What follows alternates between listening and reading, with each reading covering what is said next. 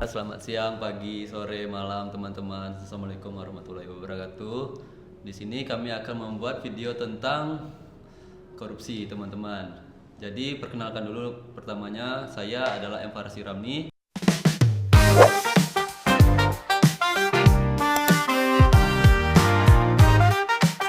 Kemudian Saya Nadia Rafa Arsafa.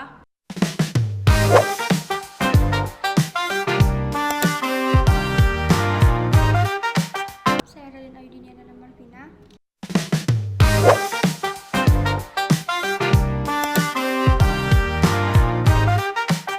jadi silakan menyaksikan teman-teman.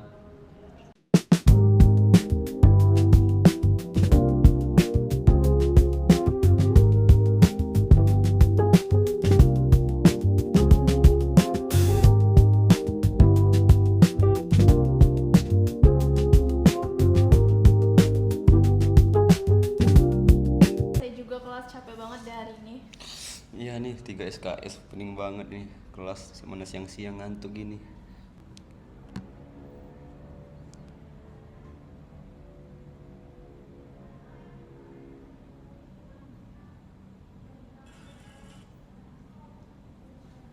Guys, lihat deh ada yang rame kasus korupsi sekarang. Apa tuh yang buat ramenya? Ya ampun, bukannya itu untuk pembangunan ya itu? Oh, yang uang korupsi yang dari pembangunan harusnya pembangunan malah dikorupsi itu ya? Iya, Kalau kasus begini terus muncul, gimana negara mau maju? Betul tuh. Gimana mau maju kalau gini? Anjir, 17 triliun. Banyak banget. Kalau kasus begini terus muncul, gimana negara mau maju? benar. Mencegah korupsi itu penting karena dampaknya luas banget untuk kesejahteraan bangsa. Betul. Kalau kan penghambat pembangunan kita sekarang ini salah satunya korupsi.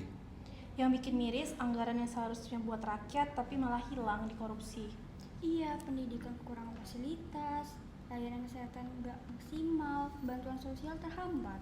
Ya, lihat tuh masyarakat kita juga susah berkembang karena fasilitasnya kurang. Harusnya ada fasilitasnya malah dikorupsi. Makanya kesejahteraan jadi kayak jalan di tempat gitu loh, nggak maju.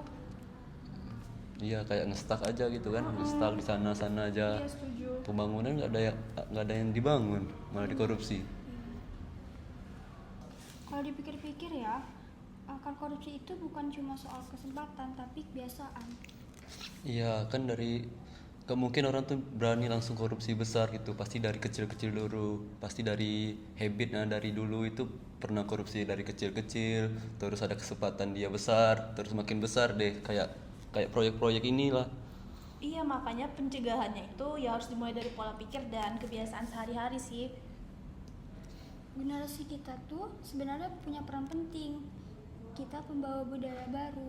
Ya, harusnya budaya kita kan harusnya kita cegah dari kecil itu untuk stop menormalisasi mengambil uang apa mungkin dari uang SPP sekolah kan mungkin ada kan uang SPP sekolah diambil malah nggak dibayar untuk sekolah. Dari itulah dari habit itu mulai itu berkembang. Kalau kebiasaan terus ada kesempatan dia ambil, dari kesempatan dia ambil itu sampailah waktu dia di lingkungan bekerja. Bisa juga kayak sekecil di lingkungan kampus sih, kayak kita tuh nggak harus titip absen, nggak harus nyontek, nggak plagiarisme. Kelihatan kecil tapi itu bisa jadi pondasi karakter kita. Iya, karena hal kecil aja nggak jujur. Gimana nanti kalau diberi tanggung jawab besar? Mm-mm. Kalau menurut kalian tahu nggak sih korupsi itu apa?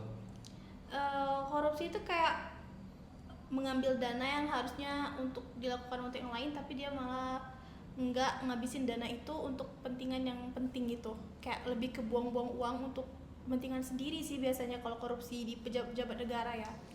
Kalau sebenarnya simpelnya itu korupsi adalah mengambil hak yang bukan milik kita. Misalnya ya menyalahgunakan hak. Misalnya kayak kita misalnya di di lingkungan pejabat ya ada apa proyeknya itu misalnya dananya 1 juta yang harusnya untuk sana malah diambil setengahnya 5 juta 500 kan misalnya 500 itu malah diambil ke kantongnya 500 untuk proyeknya. Makanya itu proyeknya bisa aja lebih jelek, nggak sesuai harapan dari yang pertama gitu.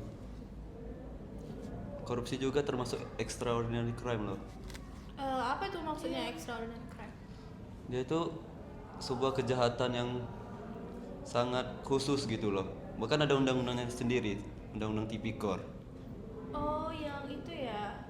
Yang kalau misalkan pejabat korupsi itu langsung dipidana mati kalau misalkan di suasana genting itu bukan? Bukan sih, kalau kita kan masih rawan ya kalau untuk masalah pidana mati ya. Kalau Tipikor itu tindak pidana korupsi. Jadi tentang masalah korupsi itu undang-undangnya itu berlakunya Tipikor gitu. Enggak kayak tindak KUHP lagi, malah Tipikor udah ada undang-undangnya sendiri. Oh, gitu ya. Berarti emang korupsi itu emang fatal banget ya untuk dilakuin. Iya sih, karena dia juga udah termasuk extraordinary crime kan. Nggak bisa dianggap remeh sih korupsi ini. Tapi teknologi sekarang udah lumayan maju loh menurut aku. Soalnya kan ada sistem pemerintahan juga yang udah dibuat online gitu, kayak website tentang kemajuan apa gitu kan. Udah banyak loh di negara kita. Ya bagus sih, jadi kayak lebih transparan gitu kan, anggaran bisa diakses publik, transaksi juga lebih bisa mudah untuk dipantau. Iya, tapi tetap teknologi itu cuma alat, orangnya juga harus punya integritas dong. Iya, soalnya dari alat itu kan juga orang-orang tuh lah yang buat. Kalau misalnya website dibuat malah anggarannya juga dikorupsi gimana? Iya, intinya kalau korupsi berhasil ditekan, pembangunan bisa berjalan jauh lebih cepat. Iya, banyak negara yang maju bukan karena kaya sumber daya, tapi punya sistem yang bersih. Harusnya kita juga apa ya, bukan hanya soal teknologi, malah dari sumber daya manusianya juga harus dikembangin. Nggak cuman teknologi aja dikembangin, malah kitanya harus juga lebih pintar, harusnya melihat-lihat situasi negara kita gimana. Kadang juga cuma lihat dari berita, kita tuh juga bisa belajar untuk meningkatkan integritas kita. Iya, semoga kedepannya kesadaran masyarakat makin tinggi deh. Iya, harusnya juga menurut aku sih tugas pencegahan korupsi ini bukan hanya tugas lembaga-lembaga gitu ya. Harusnya dari kita juga harus bisanya saling ngingetin lah sama teman-teman kita. Misalnya kan ada teman-teman kita yang mau buat curang gitu kan. Harusnya kita bisa peringati lebih awal gitu. Udah nih, ini udah jam 3:30, kita pulang aja yuk, sudah sore banget nih. Ayolah, mau pulang juga. Oke. Keseruan kita bahas korupsi ini.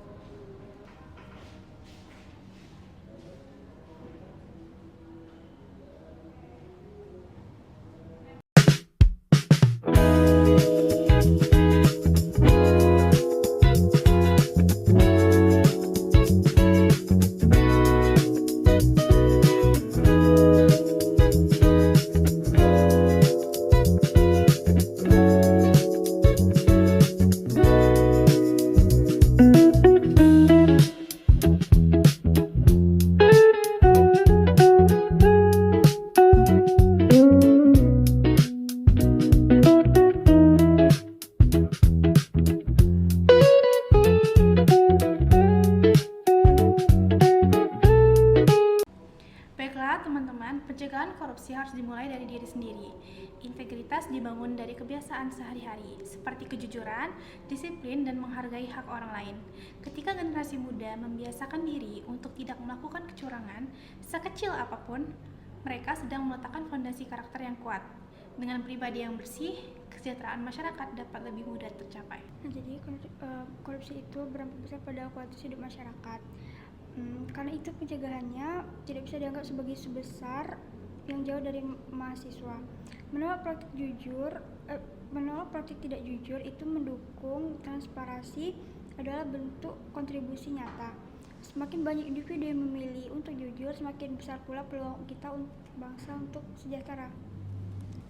Kemudian, jika budaya korupsi ini telah menghilang teman-teman, kita juga bisa mendapatkan efek baiknya, misalkan dari fasilitas umum kita yang diberikan negara jika tidak dikorupsikan, akan kita dapatkan efek baiknya. Kita akan gunakan fasilitas umum itu seperti itu. Jadi, pertama itu haruslah kesadaran kita sendiri teman-teman. Dari kesadaran kita itu, kita dapat mencegahnya lebih dulu. Jika hukum aja tidak kita pedulikan gitu, bagaimana kesadaran kita tentang nasib diri kita sendiri. Jadi kesimpulan dari saya, Korupsi adalah dari diri kita sendiri untuk mencegahnya, kemudian kita harus mencegah orang lain, lalu barulah kita bersama-sama mencegah tindak pidana korupsi ini, teman-teman. Ya, halo teman-teman, kembali lagi bersama kami. Jadi tadi barusan adalah video dari kami dan juga kesimpulan dari kami. Jadi gimana teman-teman? Udah paham belum tentang korupsi dan buruknya korupsi, teman-teman? Jadi sekian dari kami. Dadah.